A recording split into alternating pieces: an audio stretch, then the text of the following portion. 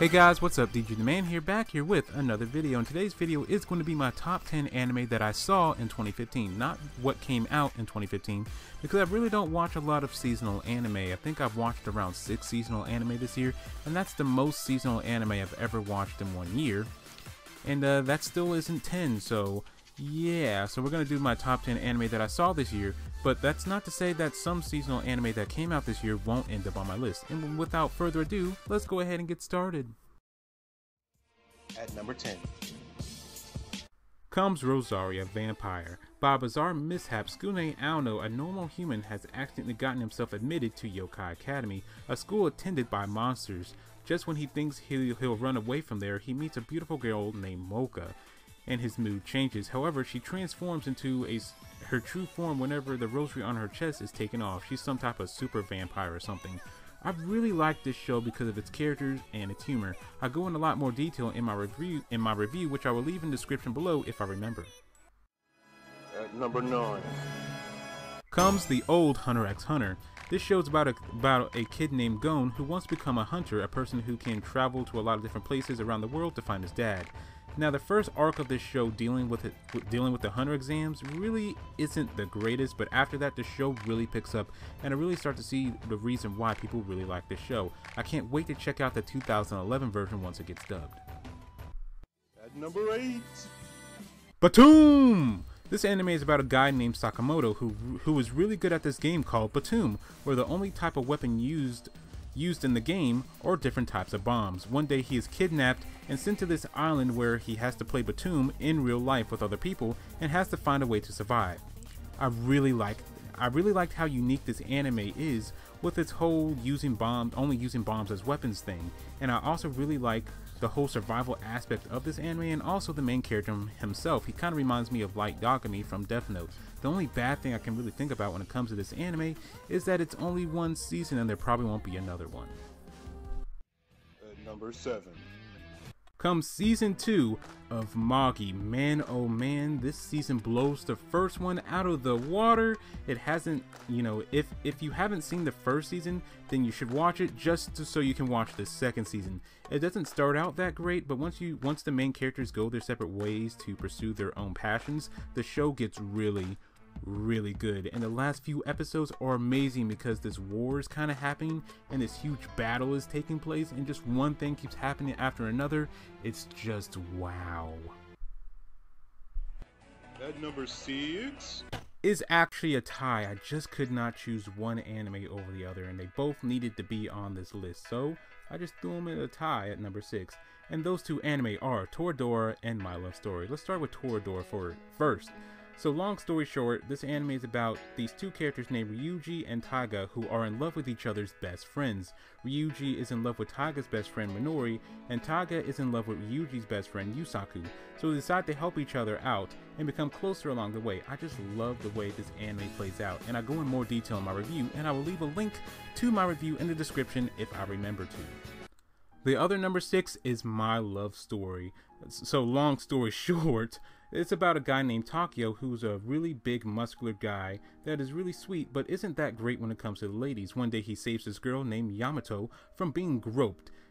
She instantly falls for him, but he thinks that she's interested in his pretty boy best friend Suna. But this misunderstanding is cleared up by the 3rd episode. That's right, the 3rd episode. So instead of this anime focusing on this misunderstanding,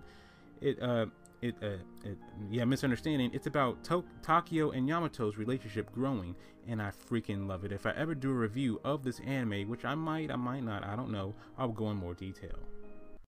At number 5 The devil is a part-timer. The Devil King was only one step away from conquering the world when he was beaten by the hero Amelia and forced to drift to another world, modern-day Tokyo.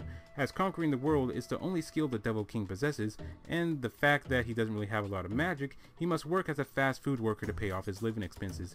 And this show is just really funny. It had some action moments, but it's the comedy is where it really shines. I don't want to say too much, just go watch it. I think it's on Netflix. At number 4 Death Parade. So in this anime, after death, humans are either sent to the void or reincarnated. But for some But for some, at the instant of death, they arrive at the Quindecum, a bar attended by the mysterious white-haired Decum.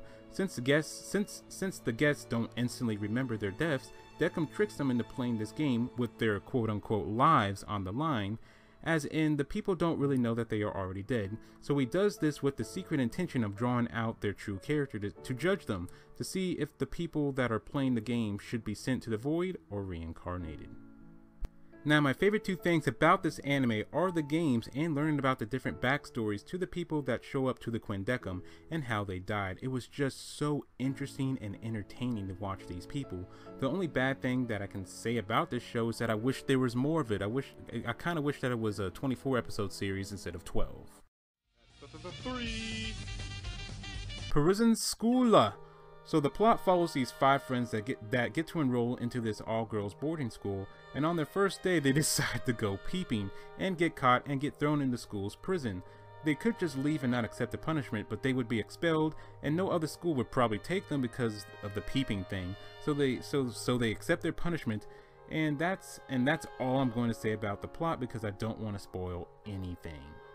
This show is just hilarious. It has to be one of the funniest animes, if not the funniest anime that I have ever seen. One of the best things about this anime, aside from its humor, are its characters. This show does a really good job of making you really feel for these characters, even though nothing really important is going on.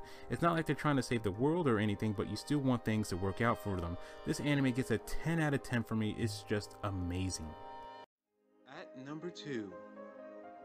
So choosing between number 1 and number 2 was really hard because I like both these animes but for completely different reasons, but I had to go with my gut feeling, and at number 2 comes Steins Gate.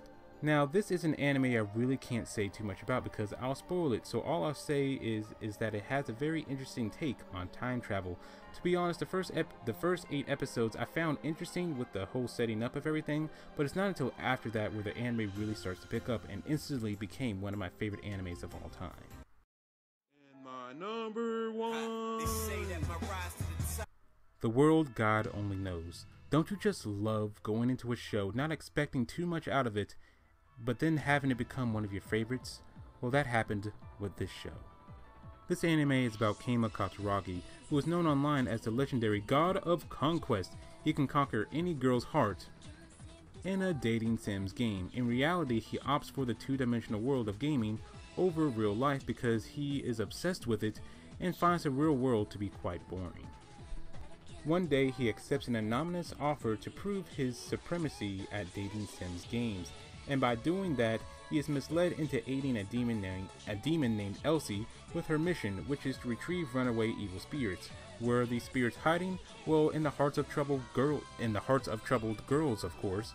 So he has to get these girls to fall in love with him to drive these spirits out of them, and once he does that, the girls forget what happened and everything kind of goes back to normal, and I just freaking love this show. Yes, the premise of the show is ridiculous, but hilarious. I just love Keima as a main character and his attitude towards this whole thing. The thing that I really like about this show are the different girls that he goes after. They are all different in their own way, and that keeps the show from becoming repetitive and boring, and the 3rd season is just amazing. I just love this show, and that is why it is my number 1 anime that I saw in 2015. So there you guys have it. That was my top 10 anime that I saw in 2015. So, what do you guys think of my list? Leave your comments down below, and also while you're down there, tell me what y'all's favorite anime was in 2015. So if you guys like this video, like the video, and if you like me, subscribe to me, and as always, this has been DDG Man, and I'll catch y'all next time.